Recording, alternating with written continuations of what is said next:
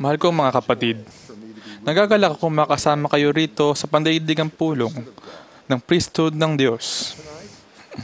Tatalakayin ko ngayong gabi ang paghahanda sa priesthood. Kapwa ang atin at yung mga tinutulungan natin maglaan para sa iba. Karamihan sa atin ay nag-iisip kung minsan, handa ba ako para sa tungkuling nito sa priesthood? Ang sagot ko ay, oo, inihanda kayo. Layon ko ngayong tulungan kayong kilalanin ang paghandang iyon at humugot ng lakas mula roon. Tulad na alam nyo, ang Aaronic priesthood ay tinalaga bilang panimulang priesthood. Karamihan ay mga kabataang deacon, teacher at priest mula 12 hanggang 19 na taong gulang. Maaari nating isipin na ang paghahanda sa priesthood ay nangyayari sa Aaronic priesthood. Ngunit inihanda na tayo ng ating Ama sa Langit mula nang turuan niya tayo sa kanyang kaharian bago tayo isinilang. Inihanda niya tayo ngayong gabi at patuloy niya tayong inihanda kung tutulutan natin siya. Layo ng lahat ng paghahanda sa priesthood bago tayo isinilang at sa buhay na ito, naiakma tayo at ang mga paglilingkuran natin para sa Kanya, para sa buhay na walang hanggan. Tsaka nakasama sa ilan sa mga unang aralin sa buhay bago tayo isinilang ang plano ng kaligtasan na nakasentro kay Jesucristo at sa Kanyang pagbabayad sala. Hindi lang dinuro sa atin ang plano, kundi nasa mga kapulungan tayo kung saan natin ito pinili. Dahil nalambungan ng pagkalimot ang ating isipan nang isilang tayo, kailangan nating pag-aralan muli sa buhay na ito ang dati na nating alam at pinagtanggol. Bahagi na paghahanda natin sa buhay na ito ang matagpuan ang mahalagang katotohanan ng iyan para muli nating maipangakong maging tapat dito sa tipan. Kinailangan na dyan ang ating pananampalataya, pagpapakumbaba at tapang, gayon din ang tulong ng mga taong nakatagpo sa katotohanan at ibinahagi iyon sa atin. Maaring mga magulang, misyonero, o kaibigan, ngunit bahagi ng ating paghanda ang tulong na iyon. Laging kabilang sa ating paghanda sa priesthood ang iba na hinandang mag-alok sa atin na pagkakataong tanggapin ang ebanghelyo at pagkatapos ay piling tuparin ang mga tipan upang may sa puso natin ang ebanghelyo. Para maging marapat tayo sa buhay na walang hanggan, ang ating paglilingkod sa buhay na ito ay dapat kabilangan ng buong puso, isipan at lakas na pagsisikap upang ihanda ang iba na makabalik sa Diyos kasama natin. Kaya magiging bahagi na paghahanda natin sa priesthood sa buhay na ito ang mga pagkakataong paglingkuran at turuan ng iba. Maaaring kabilangan niya ng mga guro sa simbahan, matalino at mapagmahal na mga ama, mga miyembro ng isang quorum, at mga misyonero para sa Panginoon. Ibibigay ng Panginoon ang mga pagkakataon, ngunit depende na sa atin kung handa tayo. Layon ko ngayong gabi na ituro ang ilan sa mahalagang pasyang kailangan sa ikatatagumpay ng paghahanda sa priesthood. Ang mabubuting pasya, kapwa na nagtuturo at na tinuturuan, ay depende sa pag-unawa kung paano inihahanda ng Panginoon ang kanyang mga lingkod sa priesthood. Una, tinatawag niya ang mga tao, bata at matanda, na sa tingin ng mundo at maging sa tingin nila mismo ay mahina at simple. Magagawang palakasin ng Panginoon ang mga kahinaang iyon. Babaguhin ng kaalamang iyan ang paraan ng pagtuturo ng matalinong pinuno. At mababago niya ng paraan ng pagtugon ng maitagli ng priesthood sa mga pagkakataong munlad na inaalok sa kanya. Narito ang halimbawa. Isa akong walang karanasang priest noon sa isang malaking ward. Tinawagan ako ng bishop ko sa telepono isang linggo ng hapon. Nang sumagot ako, sabi niya, "May oras ka bang samahan ako? Kailangan ko ang tulong mo." Ipiniliwanag lang niya sa akin na gusto niya akong maging kumpanyon sa pagbisita sa isang babaeng hindi ko kilala, pero walang makain at kailangan matuto ng mas mahusay na pamamahala sa kanyang pananalapi. Alam ko na may dalawa siyang biyasang tagapayo sa kanyang bishopric. Matanda na sila, pareho at maraming karanasan. Ang isang tagapayo ay may-ari ng malaking negosyo. Nakalaunan niya naging mission president at general authority. Ang isa pang tagapayo ay isang kilalang hukom. Ako ang bagong tawag na first assistant ng bishop sa priest quorum. Alam niya na wala akong gaanong alam sa mga alituntunin pang kapakanan. Lalong wala akong alam tungkol sa pananalapi.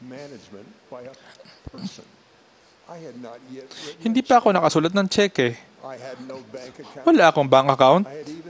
At hindi pa ako nakakita ng personal budget. Subalit, sa kabila ng kawalan ko ng karanasan, naisip kong seryoso siyang sabihin niyang, "Kailangan ko ang tulong mo." Naunawaan ko ang ibig sabihin ng inspiradong bishop na iyon. Nakita niya sa akin ang magandang pagkakataong ihanda ang isang may taglay ng priesthood. Tiyak ko na hindi niya nakinita na ang walang alam na batang iyon ay magiging miyembro ng presiding bishopric. Ngunit tinrato niya akong noong araw na iyon at sa lahat ng araw na nakilala ko siya sa pagdaan ng mga taon na isang proyektong ihahanda na malaki ang potensyal. Mukhang natawa siya roon.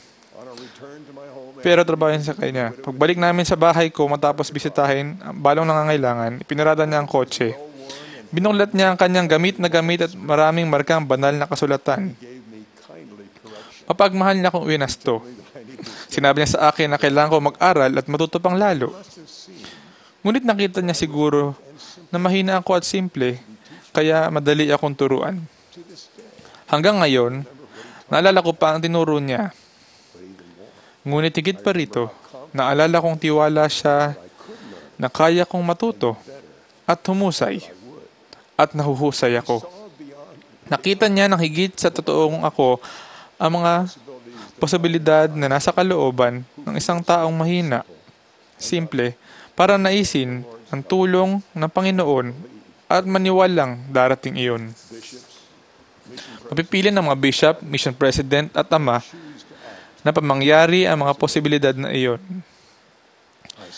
Nakita ko itong mangyari kamakailan sa patutuo ng isang deacon quorum president sa pulong ayuno. Magiging teacher na siya at iiwanan na ang mga miyembro ng kanyang quorum. Nagpatotoo siya ng matindi tungkol sa pag-unlad sa kabutihan at kapangyarihan sa mga miyembro ng kanyang quorum. Pinuri niya ang kanilang paglilingkod. At sa kanya sinabi na alam niya na tulungan niya ang mga bagong deacon nang manghina sila dahil nadama niya rin iyon nang pumasok siya sa priesthood. Nang madama niya ang kanyang kahinaan, naging mas mapagpasensya siya, mas maawain, at sa gayon ay mas nakaya niyang palakasin at paglingkuran ng iba. Sa 2 taong iyon, naging bihasa siya at matalino. Natutunan niya na tinulungan siya bilang quorum president ng malinaw na alaala ng sarili niyang mga pangailangan 2 taon bago iyon. Ang hamon sa kanya at sa atin ay darating kapag pinaglaho at pinagdilim ng panahon ang gayong mga alaala at nagtagumpay tayo. Nakita siguro ni Pablo ang panginib na iyan nang payuhan niya ang kanyang nakababatang kumpanyon sa priesthood na si Timoteo. Hinikayat at tinuruan niya ito sa sarili niyang paghahanda sa priesthood at sa pagtulong sa Panginoon na handa ang iba. Narinig niyo siguro ito na 3 beses. Lagi niyo tandaan na ito ay inspirasyon.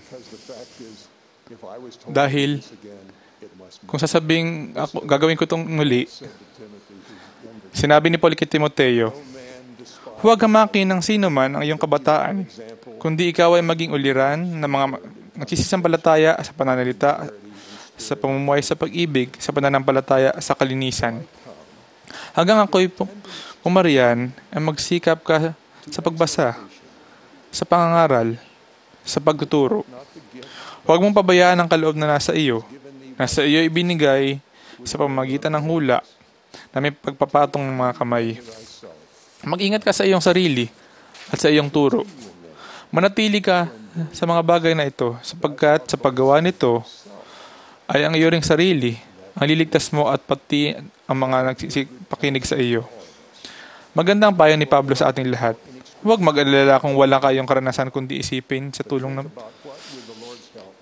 ng Panginoon kung ano ang maaari ninyong kahinatnan.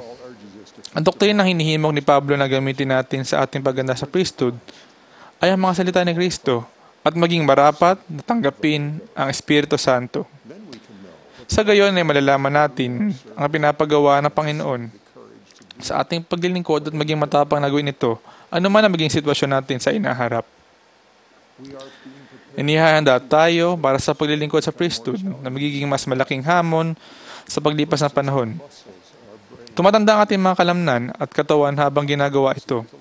Mababawasan ang kakayahan ating matutuhan at alalahanin ang nabasa natin. Ang paglilingkod sa priesthood na inaasahan sa atin ng Panginoon ay mga kailangan ng mas malaking disiplina sa sarili sa araw-araw nating buhay.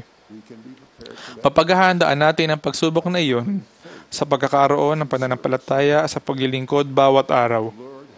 Nabigyan tayo ng Panginoon ng pagkakataong maganda sa pamamagitan ng tinatawag niyang sumpa at tipan ng priesthood. Ito ang pakikipagtipan natin sa Diyos na sundin ang lahat ng kanyang utos at maglingkod tulad ng gagawin niya kung narito siya. Ang ipamuhay ang mga pamantayang iyan ay nagbibigay ng espiritual na lakas na kailangan natin para magtiis hanggang wakas. Ipinakita sa akin ng mahusay na tagapagturo sa priesthood kung paano magkaroon ng lakas na iyon. Iyon ay ang kagawiang magpatuloy sa kabila ng pagod at takot na maaring magsanhi na isipin ninyong sumuko. Ipinakita sa akin ng mahusay na guro ng Panginoon ang spiritual na lakas na manatili ay nagmumula sa patuloy na pagsisikap kahit pagod na ang iba. Kayo mahusay na leader ng priesthood na nagkaroon ng gayong espiritual na lakas sa inyong kabataan ay malakas pa rin kahit mahina na ang katawan. Ang nakakababata kong kapatid na lalaki ay nasa isang maliit na lungsod sa Utah dahil sa trabaho. May tumawag sa kanya sa telepono sa hotel. Mula kay Pangulong Spencer W. Kimball.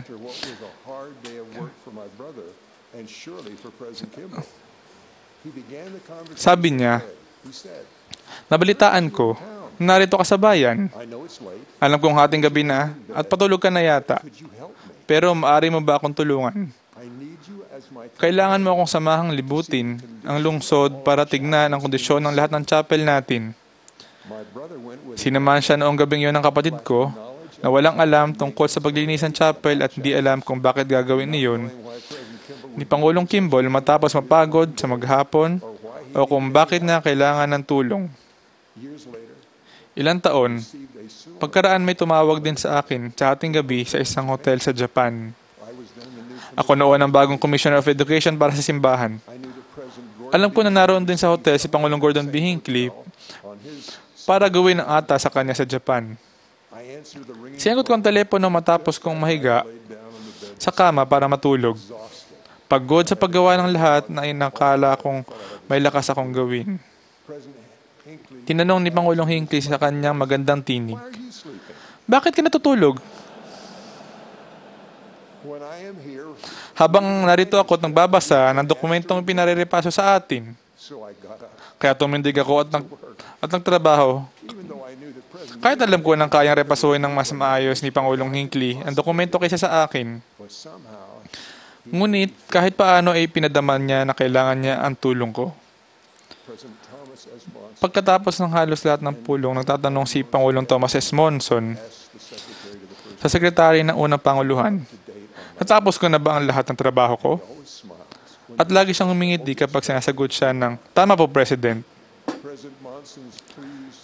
May mensahe sa akin ang pansiyang ngiti ni Pangulong Monson. Pinaisip nito sa akin, may magagawa pa ba ako sa trabaho sa mga ata sa akin? Pagkatapos ay bumabalik na ako sa opisina ko para magtrabaho. Ipinakita sa akin na mahusay na guro kung paano magandang tuparin ang sumpa at tipan kapag matandaan ako. Ipinakita at tinuro nila sa akin kung paano disiplinahin ang sarili ko na magsikap pa kaysa inaakala kong kaya ko habang malusog at malakas pa ako. Hindi ko kaya maging perpektong lingkod oras-oras, ngunit kaya ko magsumikap pa kaysa inaakala kong kaya ko. Kapag maaga akong nakagawa niyon, magiging handa ako sa mga pagsubok kalaunan. Tayo maaaring maging handa ng may lakas na tuparin ang ating sumpa at tipan sa kabila ng mga pagsubok na tiyak na darating sa pagwawakas ng buhay. Nakita ko yan sa isang pulong ng Church Board of Education. Si Pangulong Spencer W. Kimball ay nakapaglingkod na ng matagal habang tinitiis ang sunod-sunod na problema sa kalusugan na si Job lamang ang makakaunawa. Siya ang namumuno sa pulong noong umagang iyon. Bigla siyang tumigil sa pagkasalita. Sumalampak siya sa kanyang upuan. Nakapikit siya. Nakayuko ang ngayang ulo. Malapit ang upuan ko sa kanya. Katabi namin si Elder Holland. Tumuyo kaming dalawa para tulungan siya. Walang karanasan. Nagpasya kaming buhatin siya. Habang nakaupo siya sa kanyang silya, papunta sa opisina niya na sa malapit. At napakabigat na upong ito. Naturuan niya kami sa sandaling iyon ng kanyang pangangailangan. Habang buhat namin ang magkabilang gilid ng kanyang silya, lumabas kami sa meeting room patungo sa pasilyo. Medyo nagmulat siya, halatang hilo pa at sinabing, "Oh, mag-ingat kayo, baka mabali ang likod ninyo." Nang malapit na kami sa pintuan ng kanyang opisina, sinabi niya, "Nalulungkot ako't naaabala ko ang pulong." Ilang minuto matapos namin siyang dalhin sa kanyang opisina, tumingin siya sa amin at nagsabing, "Hindi ba dapat na kayong bumalik sa pulong?" Tumawa kami. Nagmadali na kaming bumalik. Batid na kahit paano ay mahalaga sa Panginoon ang pagpunta namin doon. Bata pa ay pinilit na ni Pangulong Kimball ang kanyang sarili ng higit pa sa kaya niyang tiisin para paglingkuran at mahalin ng Panginoon. Nakagawain niya ito kaya nakaya niyang gawin iyon kapag kailangan. Handa siya. Kaya nga nagawa niyang imagturo at ipakita sa amin kung paano maging handang tuparin ang sumpa at tipan. Isang matatag na paghahanda sa pagdaan ng mga taon gamit ang buong lakas namin sa mukhang maliliit na atas na di gaanong mahalaga. Dalangin ko na matupad natin ang ating mga tipan sa priesthood upang maging karapat-dapat tayo sa buhay na walang hanggan at lahat ng pinatuturoan sa atin. Ipinapangako ko sa inyo na kung gagawin ninyo ang lahat ng inyong kaya, daragdagan ng Diyos ang inyong lakas at karunungan. Iahanda niya kayo. Pinatotohanan ko na ang Diyos ay buhay.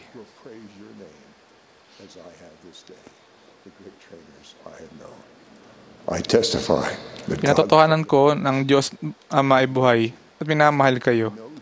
Kilala niya kayo.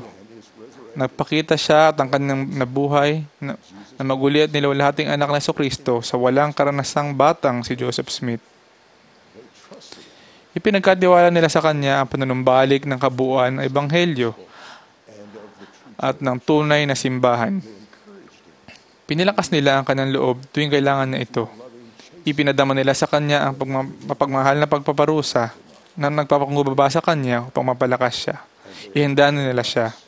At inihahanda nila tayo para sa lakas na patuloy na magsikap patungo sa kaluwalhatiang celestial na siyang layon at dahilan ng lahat ng paglilingkod ng priesthood.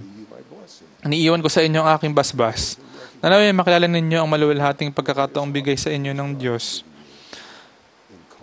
sa pagtawag at paghanda sa inyo sa paglilingkod sa Kanya at sa iba pa. Sa pangalan ng ating mapagmahal na pinuno at guro, si Jesucristo. Amen.